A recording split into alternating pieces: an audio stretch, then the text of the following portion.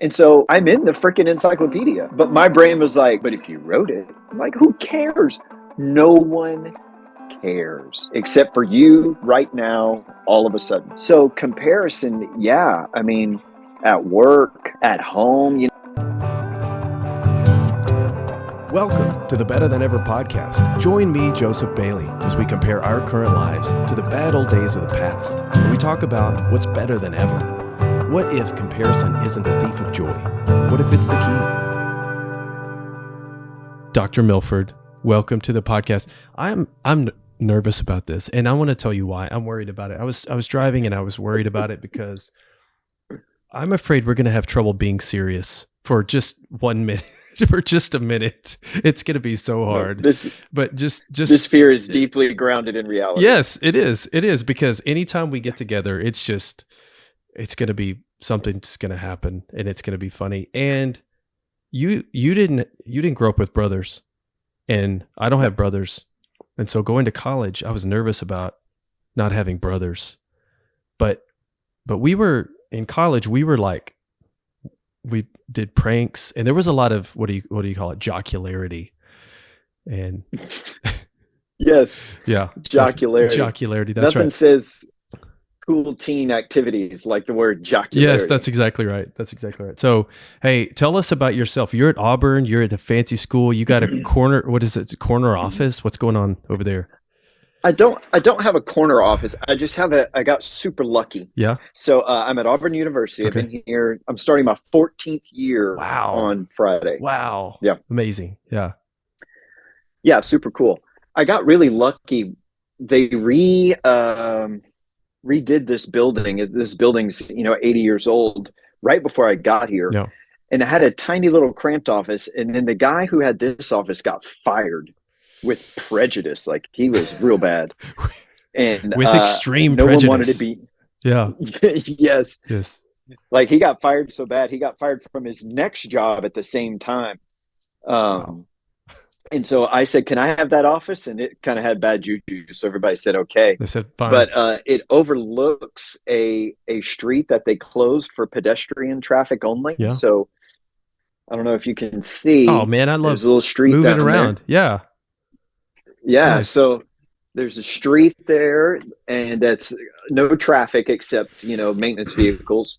All of these bushes turn pink with flowers in the spring. It's beautiful. There's pretty. Rabbits in there. I love it. Students, this is the best part. Students skateboard down that street this way at a high speed, and they fall a lot. And I always try to watch them fall. I like that. Yes, I'm down for that. And then student tours come down this way, and it can be funny because like any southern area, we get snap thunderstorms. Yes. And there will be whole families walking by, and then suddenly it's pouring, like literally out of nowhere. And they're stuck because there's nowhere to go. That's funny. And so it's good, but it's also kind of stuck in between more important things. And so no one knows I'm here. Nice. All right. You're hiding. So it's a good spot. Very cool. Yeah. I've got my books, and I've got, my stuff. It's like a nice little cubby hole. All right. So tell us your story. How did you get to Auburn? What happened before this? Where'd you grow up? What do you want to highlight? Okay. Let's see. So you asked me that, and it was interesting you asked me that yesterday, because I was in the middle of storing some pictures from my mom. I had, piles of pictures in a cardboard box. I was like, I can do better than a cardboard box. So I got some storage things and was putting the pictures in there. And it's really kind of strange. So I was born in a really small town called Little River, Texas. 312 people. And my mom was a music teacher at school. She had a great story. She taught at the first integrated school in Texas. Huh. Yeah, crazy. Interesting, yeah. That was her first teaching job as a teacher. So you can imagine your first day of school, and it's like, all right, welcome to integration. And my dad, at the time, we had a ranch, and he was partners with another guy in a trucking business. Interesting. Yeah. Things didn't go so well with those things with my parents, and they ended up divorcing when I was 4. And my mom and I moved to Santa Fe, Texas, which is south of Houston. It Mm-hmm. was near her sister. She has a twin sister, and my grandparents lived in Houston, and we lived in Santa Fe. Not the best academic environment, as most small town Texas schools are. But my mom was the choir director for the whole school district. She played the piano for everything in town. Yeah. Church, choirs, community events. I have been to so many funerals for people I don't know, turning sheet music pages and things like that. Yeah. And then she was like Miss music theory person, right? Yeah, she had a master's in music theory and composition. Mm-hmm. She went to San Jose State University and got that. Very cool. And so she actually, in our little town, it was pretty remarkable. The music program had no support whatsoever. The marching band existed only for high school football, right? We've seen this a million times. Oh, yeah. And so she was like, I've got to get kids to join the choir. And so she did her best to get kids to join the choir. And she did that by just taking anyone. For competition choir, she would make them sing Happy Birthday. Yeah. And people would always say, why do you have them sing if you take anyone? She said, I need to know how much work I have to do. I love it. But she had this really smart method she devised for her master's thesis about how to teach people how to sing and read music if you couldn't, which was good because I could do either as a child. And so she would take this little pile of random people and she would go to these state competitions in Texas and she would go up against these much larger school districts and win every year. Huh. That's really cool. Remarkable. Yeah. She had students that would win state solo contest. One of her first students was on Broadway and performed traveling shows for 30 years. That's pretty cool. Yeah. So it was, kind of a really, talk about making chicken salad out of chicken other. That's funny. Yeah. That was kind of her deal. And you got involved in music early as well, right? I did. Yeah. She started playing the piano when she was 6 and she took to it pretty quick and she decided that was going to happen for me. The problem was I had no natural ear. I had no natural anything and I didn't want to play the piano. Yeah. And so the only way she could get me to sit down and play the piano was to play Star Wars. Oh, all right. All right. And so she taught me, da, da, da, da, da, da. Yeah. And once she taught me that, I was like, you can make these notes at home and I can do that stuff. And so that's cool. I tried piano for a while, wasn't very good at it. I could sing a little bit, but I wasn't anything special. And she said, well, you have to play something. And so one of the women in our church was selling a guitar, acoustic guitar, Alvarez guitar. Yeah. And I said, well, can I play the guitar? And she said, sure. Yeah. She didn't care. She just wanted me to play something. Yeah. So I started playing the guitar and was like, hey, girls like it when you play the guitar. and I've been playing ever since. That's awesome. That's the reason, huh? Very nice. Yeah, that's it. That's totally it. So you are at a research one institution and I am. But your journey to get there was different, right? So like, tell us about your academics in high school. So I lost my dad when I was 10 years old. So it was just me and my mom. And it wasn't a great academic environment. I was pretty smart, but I was kind of a rascal. Never did anything bad, but I was always at the epicenter of things that weren't good. Okay. And so when I was 16, 1991, it seems so long ago. Don't say it. You shouldn't have said it out loud. You shouldn't say it at all.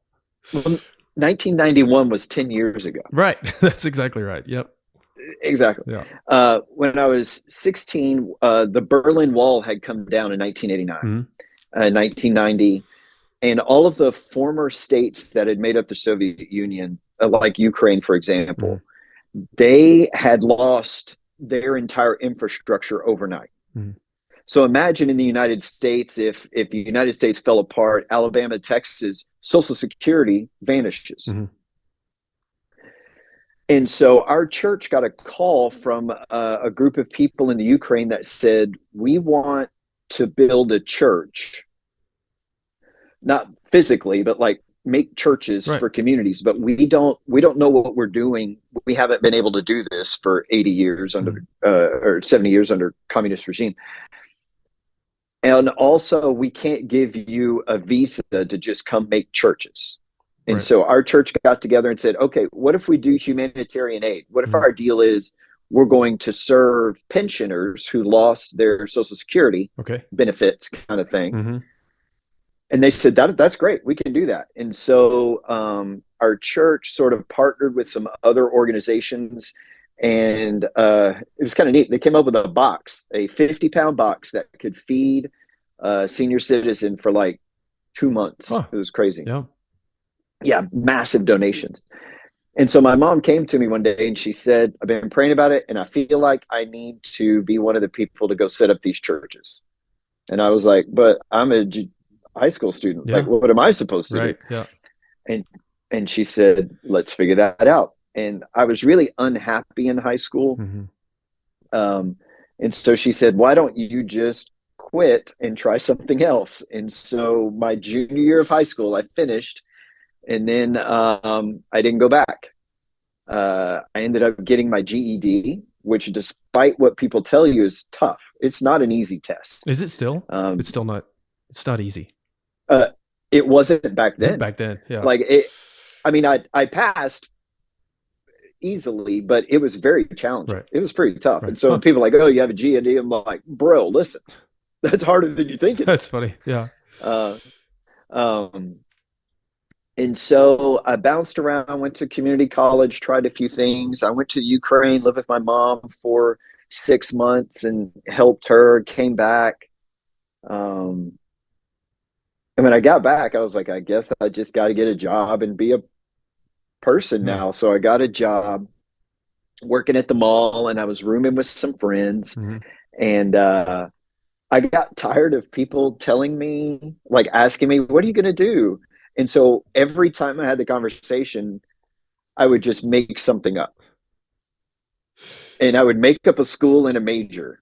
And, you know, these are well-meaning friends of my Right. mom's or Right. my friends' parents, and they'd be like, "What are you going to do?" And I was like, "Well, I was thinking about going to Michigan State, being an architect." They're like, "Oh, that sounds so interesting." I'm like, "Yeah, okay, whatever." And then the Okay. next day, I was going to, University of South Florida to study law school That's or funny. something. I was just literally making things up. Making it up. And then one day, one of my friend's parents said, "What are you going to do?" And I said, "Oh, I'm going to go to Hardin Simmons and major in communication because one of my friends had done that." And so I just pulled it out of the blue. Yeah. And then my dear friend Jonathan, who you know, Mm-hmm. said, "Hey, I'm thinking about going to Hardin Simmons," because he had been going to community college too. Yeah. He said, "We should go together." And I was like, okay. So I took my dad's VA benefits and went to Hardin Simmons and That's funny. got there, and it was a really great experience. And Yep. I was there for 3 years and graduated. Mhm. It's where I met you Yep. and your lovely wife. Yep. Sure enough. Um, and then I was like, I wanted to get married, but I didn't have a job and no one would hire me. So I got a master's degree Yep. because that would give me a paycheck. Yeah. It was literally the only reason I went to grad school. And I got married. And then towards the end, one of my advisor for my thesis at Abilene Christian, Jeff Hobbs, Mhm. that you know, he said, "Have you ever thought about getting a PhD?" And I said, Not for 1 second of my life have I ever considered doing this." He was like, "You should try it." And so he got me into University of Kansas, and I got a PhD there with Robert Rowland, who's a really great scholar. Yep. And then out of Kansas, I had a hard time finding a landing spot, so I went to Tarleton State in Stephenville, Texas, and I was there for 5 years. And while I was there, this job opened up, and the guy on the search committee happened to be friends with my chair in Stephenville. and he called him and he said, "You need to hire this guy." Very And so cool. that's how I ended up here. Very cool. And you were in Yeah, Texas. super and, weird. Yeah, you were in Texas, and we didn't even talk that much, and that's really sad. And now you're so far away, and we Super don't. sad. I know it is. It is really sad. Yep. Do students ask you about getting a PhD now? They're like, should I get a PhD? What do you tell them? What's your response? I have a response. I want to know what yours is. That's interesting. It completely depends on the student. Okay. So I have a student that was probably one of my favorite students I've ever had. And she's extremely smart, hardworking. She said, "I want to get a PhD." I said, "Absolutely. You are designed to handle the grind Right. of doing research, Right. teaching." Other students, I say things like, "I think you should keep that on the table, but let's see what other options there Right. are so that we can make an informed choice." Right. And then inevitably I try to get them not to do it, because if you're not going to if it's not going to help you and you're not going to do a good job, Absolutely. Don't do it. Yeah. Yeah. Were you like in high That's school? my deal. Were you a good student? You were not a good student. No, I was a terrible student. I hardly ever went to class. I never turned in my homework, but I enjoyed learning stuff. Absolutely. Like I didn't do my homework because I was reading the encyclopedia, doing something different. So I think that's why we are good teachers, because I hated school. I hated school so much. Yeah. And so that when it got time to, design a lecture or play a video, it's got to be good, because I hated school. So I'm always teaching for that student who just absolutely hates being there. I want to get him, and I want to loop them in and make them enjoy it. So absolutely. I tell my students all the time, there's no such thing as a boring topic, just boring people. That's right. That's exactly right. And I am not going to be one of them. Yes, that's right. Every class, I just thought, this can't be boring. That was like the cardinal sin. That's the cardinal sin of lecture, is this cannot be boring, even if it's controversial, even at the expense of controversy. It's got to be cool and fun and exciting. Yes, so, for sure. I need to hear at least one "no way" each class. Yeah, nice. Okay, so that's how you got there. You got a family, right? You want to talk about your family? Are you leaving them out? Well, we'll see how they do. Okay. So next week, Ashley, my wife, I met at Hardin Simmons. We will have been married 24 years. Yep. That's wild. That's so long. Yeah. My students would ask me, and I would just stop saying. They're like, "How long have you been married?" I'm like, it's fine. It doesn't matter. It's a long time. I don't want to say. So they ask me all the time how old I am, and I lie every time. And most of them aren't smart enough to figure it out. Because how old are you? I'm like, I'm 61. And they're like, "Oh, okay." And they write it down. I'm like, "Oh, you're an idiot." Oh, you go the other direction. I go lower. I'm like, I'm 29. I just grade really, really quick. You ever seen Steve Martin? That's right. Yes, sir. That's right. I'm just gray. Okay. So Ashley is awesome. She's worn a lot of hats. She is currently the associate director of the preschool at our church, which is a super great program that does hard. A ton of community outreach. That sounds really hard. It is hard. Yeah. And she does such a good job. It's a ton of international families. Okay. Yep. And so we have families from India. Auburn is in Alabama, but it's uniquely situated between two large Korean manufacturing centers. Interesting. Huh. Yeah. So our church has a huge Korean population. Okay. But it's also got a huge, it's in a building boom. Auburn's grown 40% since I moved here. Wow. And so it also has a large Spanish congregation. Okay. And so our preschool has all sorts of different types of families, and she handles it perfectly because she's perfect. That's cool. And you play, you're playing guitar for the service, right? I do. Yeah. Yeah. I started playing when we first went to that church, and then they said, "Hey, we're going to put together a Spanish service, and they need a guitar player." I said, "Okay." And so now I play. Like last week, I had to play the same song in Spanish and in English. Yeah. But it's funny because we have these cool things. Musicians will know the little in-ear monitors, and it sort of gives you a click and tells you, chorus, verse, things like that. But the guy that does the Spanish service, the instructions are half English, half Spanish. And so Why? I'm Wait, like, why? What's going on? what? I don't know. I don't think he knows he's doing that. And I don't want to bother him because I'm the only one that doesn't speak Spanish. That's funny. And so I'm listening to this whole song in Yet. Spanish, You and don't then all of speak a sudden Spanish it'll yet. say, yet. Yet. All of a sudden the little guide will go, refrain. Like, what? Was that English? What? It's really distracting. That's funny. So yeah, I play there. Love it. I have 3 kids, 3 girls. My oldest is going to be a sophomore here at Auburn. She's in a sorority doing recruitment this week. She's crushing it. That's cool. My middle daughter started 11th grade today. It's the first day I haven't taken a kid to school in 12 years. That's wild. Which is a weird feeling. Yeah.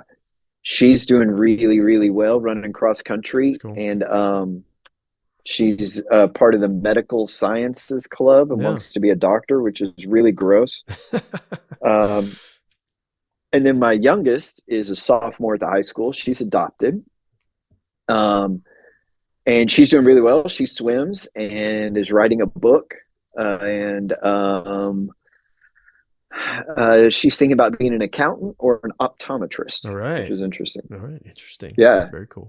So my middle one's going to take care of my my body. My youngest will take care of my finances. And my oldest is a PR major. Oh. She's going to make sure I stay on the right track. She's a comm major, huh? Well, she's double major PR marketing, okay. Which in our here is half comm, half business. Okay. Very cool. Yeah. Yeah. All right. All right. Hey, so let's talk about. Yeah, they're great. Yeah. Very cool. So let's talk about what is the whole premise of this is what is better than ever. So you and I are both part of the university system. And it seems like you've been a professor for a long time, like as long as you've been married. And I've been a professor for a long time. And one of the things that I noticed is that it's catching on with students that things are worse than ever. And students, sometimes they spiral down into this funk. So to you, like, what's better than ever?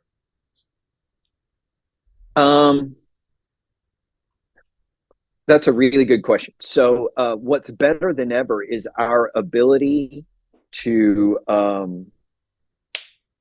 take the research we do, because one of the complaints a lot of people have is, well, academics is an ivory tower and it doesn't really connect. Right.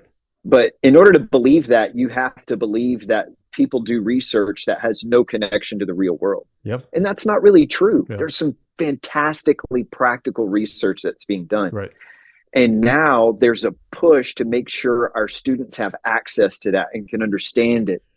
And so all the hours of work people are putting into understanding, for instance, how an organization can shift. So I just did a project on organizational leadership change. Okay. So when a big organization changes leaders, how do you keep from losing what's good while adding to it? That's right? Well, now we have all sorts of resources, and the publishers and all these things have provided ways for us to connect students to that stuff. That's cool. And so we're in a really good spot in a university because there's a lot of people that are really interested in helping students see that research isn't something that happens outside somewhere in a lab. Yes. And then you come in and you just read something boring. Yeah. It's like, you can take this home today. You can today make your life and someone else's life better by what you're learning. That's amazing. That's really cool. And it's great. Yeah. Now, however, I am sympathetic to people that say it feels worse. Right. And the reason it feels worse is because there's so much good, it's hard to choose. Interesting. So much good, it's hard to choose. It's overwhelming. And so I always tease my students. I'm like, how many of you, before you buy something on Amazon, will read 10,000 positive reviews looking for the 3 negative reviews? Absolutely. Yeah. You just go straight to And so the it's like, I'm ones. not, You just like, there's 5. You go yes. straight to the ones. You click on the ones, and then you read all the ones. You're like, oh, this product's And terrible. then you read the ones. Yeah. And so you're trying to plan a spring break vacation. You do the same thing on VRBO, Yeah. right? How do I know if it's good or not? And there's so many vacation options and there's so many things to do that it's so overwhelming Right. with good stuff out there that it's hard to know where to start, what to do. And I think in saying it feels worse, I think worse maybe a secondary response to overwhelmed. Yeah. Just overwhelmed with the information economy. Absolutely. So I'm always sympathetic when people say, oh, you know, education's never been worse, or running shoes have never been worse. Right. I'm like, yeah, I can see why you'd say that, Right. but what you mean is there's too many good options. Yeah, that makes sense. Yep. Have you been to Cheesecake Factory? Have you been to Cheesecake Factory? Not in a long time, but yeah, you've been to it, Factory. and they bring you the menu and it's spiral bound, and you're like, Yes. how can I choose? How can I possibly choose? I've been to Europe a few. I've been to Europe a few times, and they bring you like one little sheet of paper. They're like, choose an appetizer, choose an entree, choose a dessert, and that's it. That's all you get. And it's there's almost, like 3 choices. Yeah, and there's 3 choices, and it's almost easier. It's so much easier because you're like, these are my 3 choices. But like what you're saying, we're overwhelmed because they bring you the spiral of every single thing that you could ever get. That's exactly right. Yes. Yeah. So there's a really a restaurant here with oddly a nationally recognized chef. Interesting. Yeah. And if you go in at lunch every day, it's very casual at lunch, and then it upscales for dinner. Okay. And the lunch every day there's like 5 choices and then 1 special, and that's it. And the menu's on a piece of paper, and you're just like, do you want the hamburger or the steak and eggs? Whatever. I like that. I enjoy that. Yeah. It's just like, boom, here's your option. That's exactly right. Well, and think about, media consumption. So I was reading some stuff on streaming services and how streaming services are struggling because people are so overwhelmed with choices. What do? They just go watch The Office. Yeah, that's exactly right. The Office or Friends or something like that. Yeah, that's exactly right. The Office, because they don't want to have to figure out all this goodness. That's right. Same reason people go to Chick-fil-A all the time. Yeah. Everyone loves Chick-fil-A, I guess. That's exactly right. I guess. I don't know. Yeah. I don't know. They're always messing up traffic in my town. So they're like out onto the street. Oh, it's insane here. It's a cult. It's weird. Okay. So what about, you're still running? You run? I did. I ran yesterday. What's life like with running? Like I run a little bit, but not like you. So is it better than ever? What's running like? So running is great. It's better than ever because at a certain age, you have to decide, am I going to keep pushing for certain goals or am I going to keep running? Yep. Right? Yep. So when I set my personal best in the marathon, I was just a few minutes away from qualifying for the Boston Marathon. Wow. That's cool. And I remember thinking, man, I'm so close. I could do this, because the Boston Marathon, for the listeners that don't know, you have to qualify for. Right. You have to be in the top whatever of people that of your age. You can't just show up. You can't show up and be like, here I am. No, you gotta qualify. You can't just, I signed up. Right. I signed up for the Boston Marathon. Here I am. And I realized I had that thought in physical therapy because I had hurt my hip training so hard to qualify for the Boston Marathon. And I thought, do the benefits of running that I enjoy outweigh the fleeting glory of beating a record that no one cares about but me? Right. Yeah, they do. Right. And so once you discover that freedom where you're not bound by expectation, man, it's great. I go run with my buddy. He's the chair of finance department. And we just talk about nonsense. We talk about crazy students or our weird kids. And you're running and talking. We run around. You're running and talking at the same time. Running and talking in the dark. What's your? It's so hot. Is it? It's so hot right now. So hot. It's so hot. What's your pace? Do you want to say? Oh, sure. So we're not pushing anything. So we usually run about 8.5 to 9 minute mile. Oh, okay. But how many? Yeah, nice and easy. 20. we do 2 6 or 7 milers and 1 13 14 miler a week. Nice. Yeah. Very nice. Yep. I just had my physical Monday, Mm-hmm. and it's working. So I'm going to keep doing it. All right. Very nice. And it's a cheap hobby, and it's great. Yeah. Running is awesome. Yeah. Do you do any heart rate monitor, like any hardware, anything like that? My Garmin keeps track of my heart rate. Okay.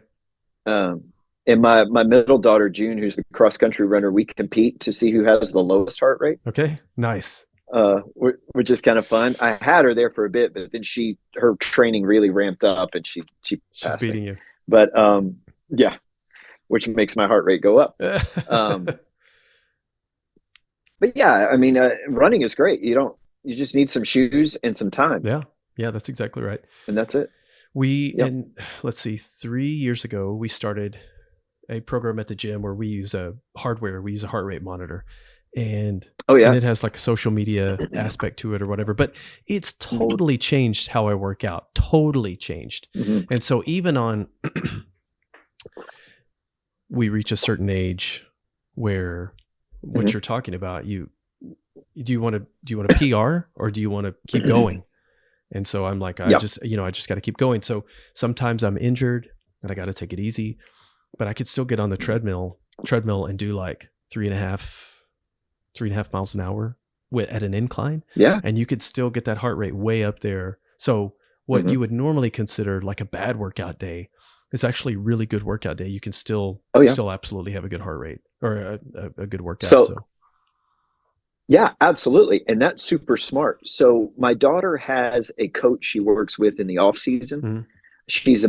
She's close to scholarship level running. All right. Yeah. For college. Yeah. And so she wants to go into sports medicine. So she's really shooting for that. But his whole training method is built on heart rate. And so really, heart rate and recovery.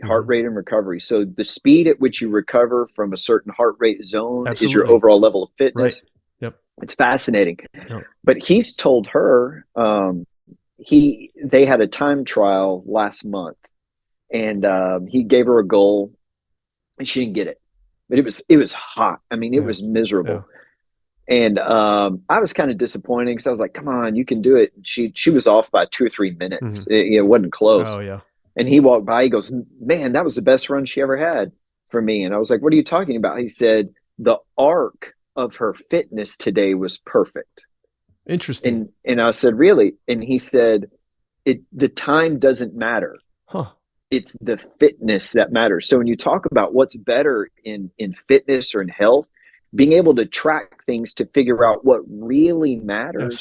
Absolutely. Yeah. As opposed to, these external things. He was like, and he told her 2 or 3 times that week, that was the best run you've had. It was the best run you've had. And she's done a lot faster runs. Yeah.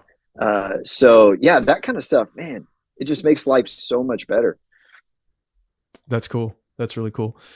So what about health? Like, you tracking health? You tracking anything like that? Do things feel better? Do things feel worse? Yeah. You're in good shape. Yes, I'm in fantastic shape. What's your heart rate? What's your resting heart rate? In the high 40s. Oh my gosh. That's crazy. Yeah. Yeah. It's really low. And I have really low blood pressure too. And so they were excited because this year I was finally at normal. Yeah. I was at the low end of normal, and they were like, you did it. But I lost my mom a few years ago to a sudden heart attack. Came out of nowhere. Right. So in terms of health, I can only control so much. Right. But, making good choices, my wife is,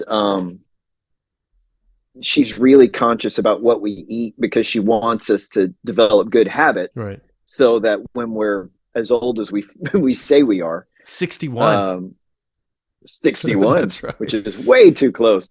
We're not limited in our choices. Right. And so thanks to her efforts, and I always had a pretty good diet, but she has us eating all kinds of stuff. Yeah. She's really smart when it comes to nutrition, things like that. That's cool. From her days as a social worker. Mm-hmm. Health just gets better and better. All of my problems now are like musculoskeletal, right? So I did martial arts for 8, 10 years, Really? and yeah, That's cool. yeah, Yeah. uh, I did taekwondo, hapkido, and in a college town, it's hard because all of my opponents just stayed 20. And I got older and older Right. and Right. older. And then eventually it was like, I am worn out from trying to punch you in the face. Um, and so and my hip is really tight. It's not injured, Yeah. but there's some stretching and things. But the one thing that's good is I discovered a few years ago physical therapy. And I thought physical therapy was like, oh, like my oldest tore her ACL playing soccer and she Mm. had to go to physical therapy. And Mm. I thought it was just recovery. Right. And she's really smart. I mean, she has an MD in physical therapy from Vanderbilt. She knows her Oh stuff. wow. Yeah. Our therapist, she lives next door. She's my wife's best friend, which is super cool. That's cool. And she said, no, anyone that's active should go to physical therapy once a year for a tune-up. Oh yeah. Absolutely. And so she's like, if you'll do these small things every week, the upkeep on your body is a lot easier. Yep. And so, I kind of had to give up martial arts just because I physically couldn't keep up. Right. Right. That makes sense. But I traded that for better overall health maintenance. I'm more flexible now. Yeah. She has me doing this thing. It has a fancy name, but it's basically keeping your nerves moving. Interesting. Because as you grow, of course, your cartilage just disintegrates. Right. That sounds great. And that sounds sometimes that's a great way to think about growing old. It's just gonna go away. yes, Yes. disintegrated cartilage. Yes, that's right. Something to look forward to. Yes, I know. I can't wait. And I hurt my neck doing jujitsu, and the guys doing the MRI said, "Do you want to see?" And I said, "Do I want to see?" He said, "Probably not." No. Because my neck has like no cartilage left in it, but the bones can sit on the nerves, and that's where you get pinched nerves and sciatica and things. Right. And she's like, "Look, there's this practice," and she gave it a real name, but it was basically flossing your nerves. So when you move your body in different ways, you sort of keeping your nerves elastic Right. and moving. Yeah. So that your muscles don't grab onto them or they don't get pinched in joints and things like that. So I am in way better physical condition at year 14 at Auburn than I was at year 1. Yeah, absolutely. Because of those types of things. Absolutely. It's great. Yeah, that's cool. I started doing that flossing thing you're talking about with hamstrings, and it really makes a difference. It makes a huge difference. Yeah, it really does. Every morning I stretch. I have to. I sit on the floor and get some coffee and a Bible and stretch and meditate, and I just have to. So, yep. Well, I have my office is kind of deep. You only saw half of it. And there's a big section where just empty floor. And during my day, I take 2 or 3 breaks and do some mobility and yoga over there for about 10 minutes. That's cool. Very cool. Yep. You take naps? There's a really great, oh yeah. I took a nap today. All right. Nice. Every day about 12-15, I take a nap for 10 minutes. That's cool. Even if I don't go to sleep, I just lay there and it's quiet, just zone out. And then sometimes I'll snooze for about 7 minutes and I wake up, I'm ready to go. Nice. Very cool. Yeah. So one of the things we talk about in this podcast is what is better than ever? And also what is like, do you struggle with comparison? Is that a thing? You're on social media some, and almost everything, like the suggested things on Instagram are things that you liked that it's sending me. So I guess they're just like everything the same. So are you, like, you're on social media, does it engender comparison at all to you?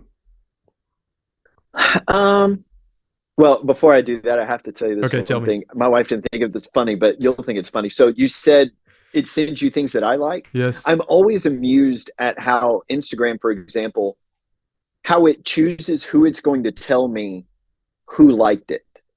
Interesting. Because sometimes it'll show me something. It'll be like, your daughter liked this, Blair liked this. Right. I'm like, oh, okay. And so I clicked on something the other day and it said, you know who else liked this? Rosario Dawson. And I was like, the actress? Why would I care if she liked it? What in the world? I was like, Instagram, this is... you need to rethink this. Okay, So I thought that was pretty so funny. before we get to that, one of the things, as you know, like agenda setting and framing, agenda setting is not what to think, but what to think about. And so like they're handing Yes. out those cards. We're going to go in Mhm. a little deep dive on communication theory, but they're handing out those Let's cards do it. and it's so powerful. The cards that they're handing to people, it's not even what to think about. It's Mhm. just like, hey, here's something to think about. And then you get that. Yeah. And I do this card trick for my students. And you're probably the same way where you gave the same lectures over and over again. I would Mhm. give these lectures over and over again. I wasn't nervous at all, but I would do this card trick for my students. And I was always nervous because every now and then it wouldn't work out. And so, but for the most part, it would work out. And so I'd gather everyone around, and then it's this card trick. And I'm sure it has a name, but it has 3 piles of 7. And it's a mathematical formula where you keep going and they tell you what pile it's in. And I literally don't know. And then I do know because it keeps going. And then I kind of see, and then I make these piles and I make them choose. And at the end, they've chosen their card, and then I'll flip it over and is it the 4 of diamonds, and they're like, oh my gosh, but they thought they were choosing the whole time, but they weren't choosing at all. They weren't. And so the reason I would do that when we talk about media literacy is because they think you feel like you're choosing and you're just not. You're absolutely not choosing. And my experience on Instagram is totally different than yours because it's choosing for us. Yeah. So. Yeah, absolutely. And it's funny because I enjoy Instagram because I get to see pictures of your kids. Yeah. And I follow lots of museums and I like to look at what they're doing. I got really in a rabbit hole the other day because Sotheby's, the auction house, is doing a huge auction of Freddie Mercury's stuff. All right. Like 15,000 items. And I was like, look at that, Yeah. But some days, especially like if I'm waiting on Kate to finish swimming or a kid at the doctor's office, I will try to confuse Instagram. Just for fun. I will actively start liking the randomness just to see if I can get it. I love that. To be like yes. confused. Yes. I don't think it works, but it entertains me. Yes. So to your question about social media in comparison, right? I 100% agree with comparison. That happens quite a bit. Social media, not as much for me because I follow so few people I know on social media. That makes sense. Yeah. Yeah. So most of my social media is like I follow this really interesting design collective. Okay. From Tokyo. That's pretty cool. I follow this woman who has a architecture firm in Paris, and then I follow 2 guys that work in the Fender guitar custom shop because they show how they paint the guitars. It's so neat. Yeah, that's cool. So my Instagram experience is much more just sheer curiosity than social interaction, but comparison definitely. So today I was sent an entry for an Oxford Encyclopedia of Communication on something and asked to review it. Okay. Interesting. Yeah. And I was like, oh, sure. So I'm reviewing it and I got halfway through and I thought, I wonder why they didn't ask me to do it. Right? Right. Yeah. Who cares? Yeah. The guy they chose is way smarter than me. The guy they chose is a better writer than I am, more established. He's better than me in every way. And he's the nicest guy in the world too. But those moments of comparison they almost come uninitiated. Yeah. They just zip right in there. Yeah, and this was after a section where he very kindly cited some research I'd done. Interesting. Yeah. And so I'm in the freaking encyclopedia. But my brain was like, but if you wrote it, I'm like, who cares? No one cares. That's except for you right now, all of a sudden. Yeah. So comparison, I mean, at work, at home, I do like the Instagram posts that say it's summer night, time to try to figure out how they afforded that trip to Europe. That's exactly right. I don't know if you've seen that meme that goes around. It's travel season to Europe for your friends, right? Yes. Where your Yes. friends are going. You're like, Yes. how did this happen? Yeah. Yeah. I know what your life is like. Right. How did you get to Europe? Right. How'd this happen? Yeah. Uh, and then, that's hard. And then with your kids, my kid does really good and gets this grade, and then someone else's kid gets a better grade. Right. It's like, well, why didn't my kid get that Yep. grade? And so absolutely comparison, it's relentless. No. It's a relentless, intrusive thought. That's the term I was looking for earlier. Intrusive thought. What do you have any thankfulness practices or meditations or things like that? What does that look like for you? You're like you're pretty happy guy, but what do you do? What do I do? So two things I will say. One is that when I was growing up, I was alone most of the time. Mm-hmm. So, single mom, and she had other things to do. She was very involved in our church and community. And we lived on a street in a developing neighborhood. And I was the only kid for probably 3 miles. Really? Right. Interesting. Yeah. So I was literally by myself. Right. And so when I was little, I was just like, God, I just don't want to be by myself.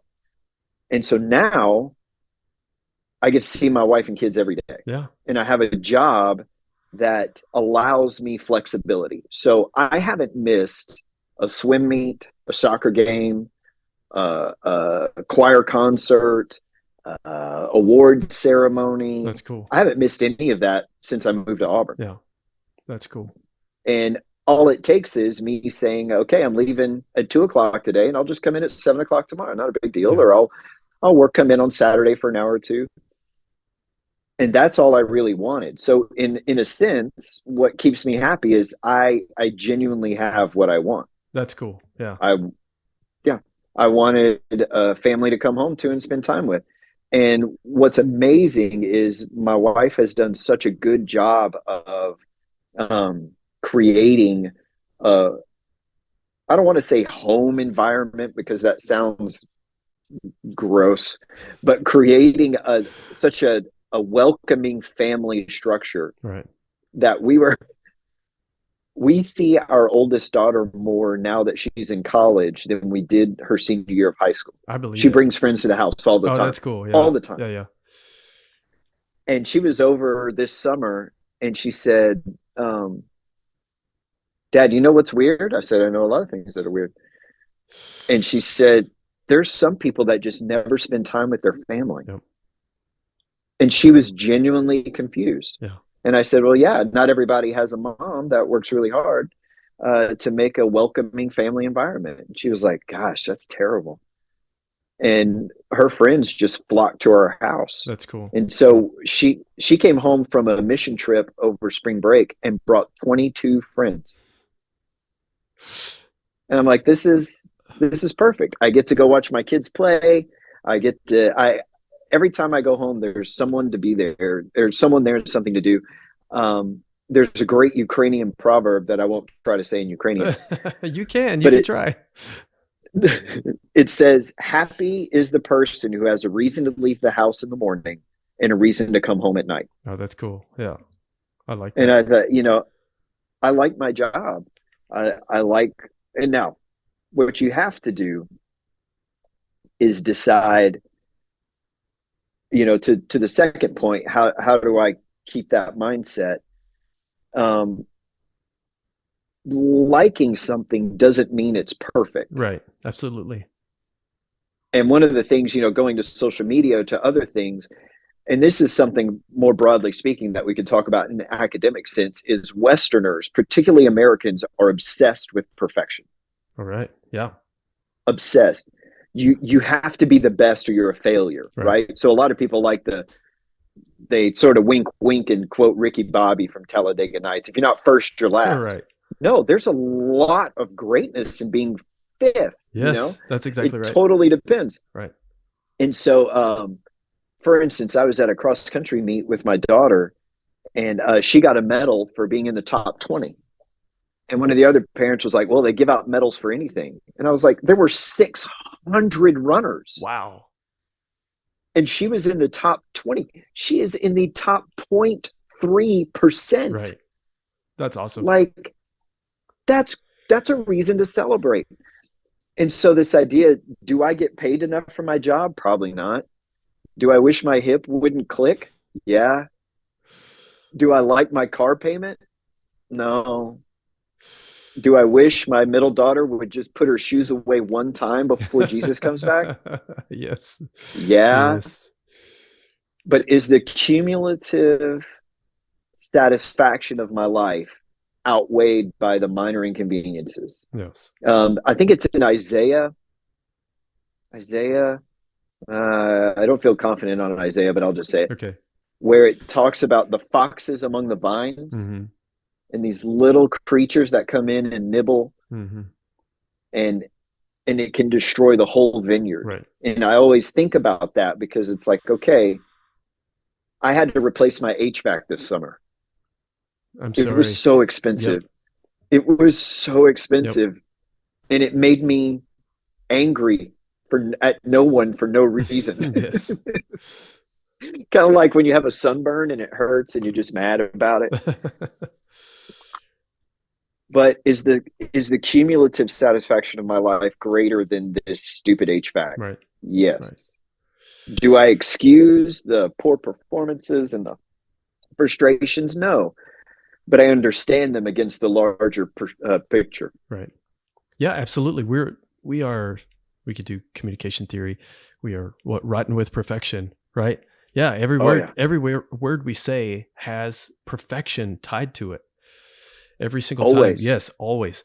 So this was a couple of years ago, and it was one of my old students, and he was a grown up. He had 2 kids, and he was probably 30 or something like that. And so he was asking me, what are you doing? I was like, well, I'm working on this book, and we talk about comparing our lives to the kings of the past and how things are better than ever. And he really, he couldn't accept it, because he was like, how can you say that? Because depression is up. And, there's depression, there's suicide, there's heart disease, there's all these things. And I said, well, it's not perfect. It's never going to be perfect, but so many things are better than ever. And if we compare our lives to the kings of the past, things are better than ever. But you're right, to your point about things seeming like we're always looking at what's perfect, right? Always. Yep. Mm-hmm. Yeah, definitely. So yeah, absolutely. And, I use this with my students. In the Constitution, it talks about forming a more perfect union. Not a perfect union. So even, they are understood. It's always getting better. Anytime someone says, well, the past was better, A, the past for who? Yeah, but that's B, true. You're probably a terrible historian. If you did, I saw a meme that said, if you think autism is new, how do you explain your neighbor growing up that had 9,000 electric trains in his basement? Right? Yeah. So to this obsessive compulsion that very often is an indicator of autism, people say, well, that's new. Yeah. Right. No, if you look back on past, once you understand the symptoms of these different mental struggles people have, it's very easy to find them in your history and in America's history. Well, yeah. And if you look back, it's definitely better. Yeah. And if you look back at medical records, they just had these mass batch categories of like, they just died, right? He died. Yes, definitely. Yeah, his tooth hurt, and then he died, and then he just 31. Died. That's exactly right. There's this story in my family, like my older, or before my grandparents passed away. There were some cousins, and they had a big picnic, and these cousins, they think, got into bad watermelon, and they died. that's the story. You're like, I don't know what's going on. They just died. Yep, but it's better now. Yeah, I mean, we were in Winston-Salem, North Carolina recently, and Old Salem. They had some buildings there from the early 1700s, right? Pre-colonial, right? And they had a cemetery, and they're like, he lived a great life, and the guy was 32 or something like that. Oh yeah, absolutely. Like, how is? Yeah. And he's 5'1". I'm like, this is not better. Right. None of this is better than what we have. Are you kidding me? And I would even argue that just knowing why you're sick or what somebody passed away Oh, yeah. from is so much, the cognitive Yes. weight is taken off because you actually know what's going on instead of just randomly Yes. dying. It's just, he died. Yeah. It would be so sad. Well, so my physical therapist is the one who said you should go to therapy. It's like, but I'm not anxious or anything. Right. She said you should go to therapy for the same reason you go to physical therapy. Mm-hmm. It's just good upkeep. It teaches you techniques to reduce anxiety, to make better decisions.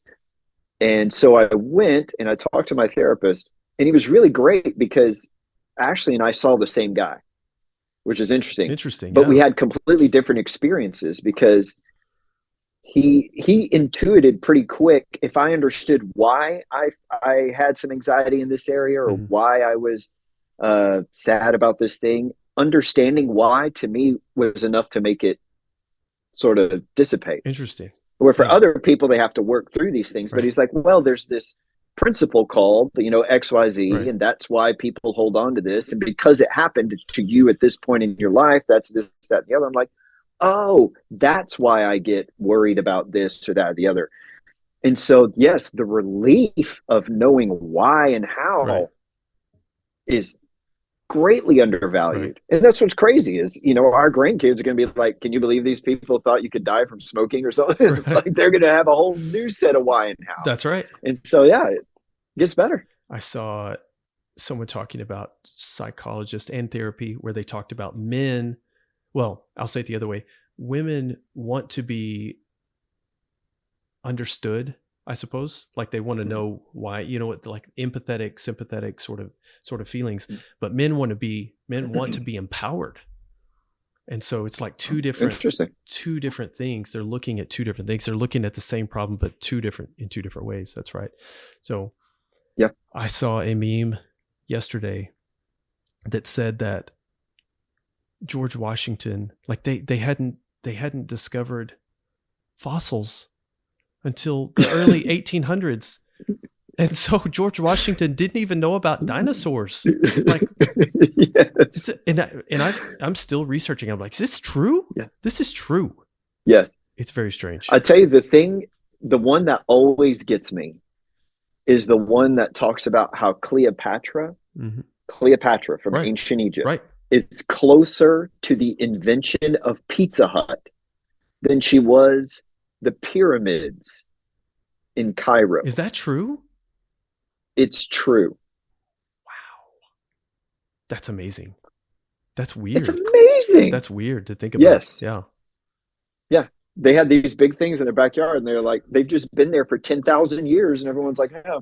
Well, yeah, what are you going to do? How'd they get there? That doesn't matter. It's fine. Yeah. Who knows? Yeah. That's crazy. That's really crazy. Well, man, these are some good thoughts. Hey, let's wrap it up. What are some one more thing I was going to tell you about.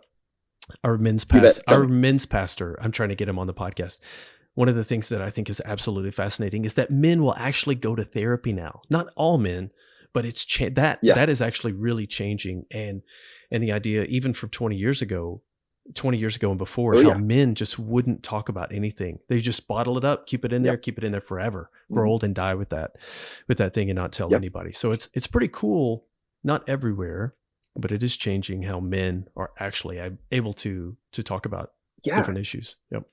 That's pretty cool. Well, and to me, my friends that sort of resist, I'm like, look, you like knowing how giant ships work, but you're content with the black box that is your brain. Right. Come on, man. Yep. That's how does the brain work? That's exactly right. Yeah. I always think I do some of my mechanic work I do myself, and I'll pop the hood and I'll look at that and I'll think, am I more or less complicated than that? And I think I'm more complicated than that. Yes. And yet I'm just like, well, I'm just having a bad day. I just kind of like look away and go to the next thing. But yeah, definitely. So yeah, those are good thoughts. Hey, let's wrap it up. What's a book? What's a book everybody should read? I didn't tell you I did not tell you that I was going to ask this, but I'm fascinated and curious. What's okay.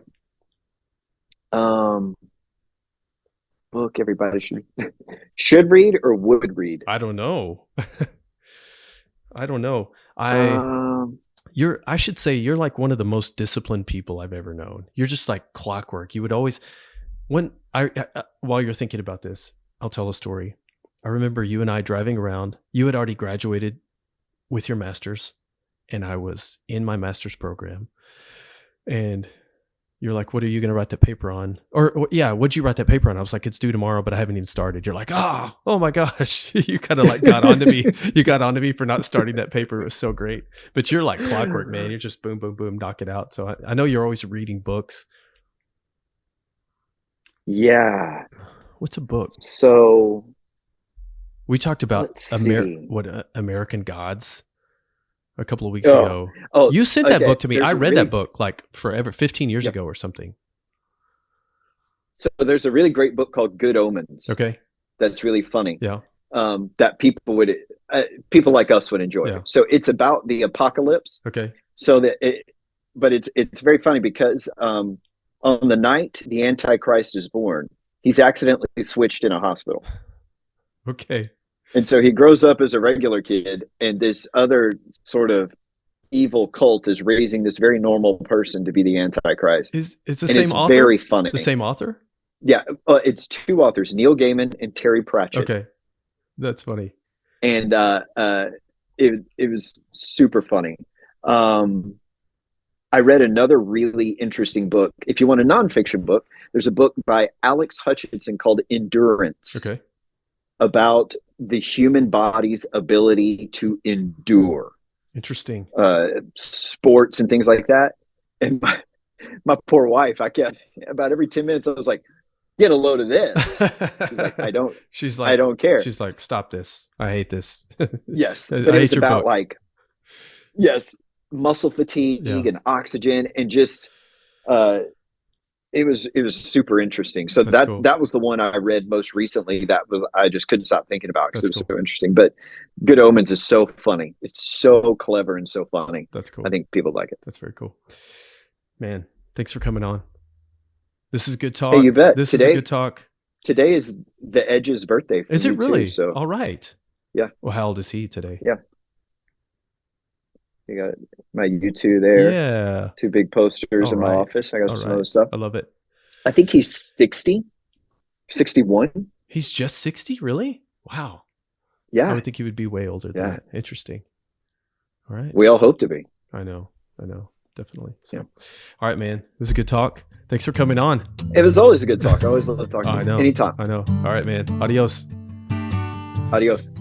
If you liked ideas like these, check out my book, Like a King, Compare Yourself into Happiness, where I compare our lives to the kings of the past, wherever books are sold. Just kidding. It's only on Amazon.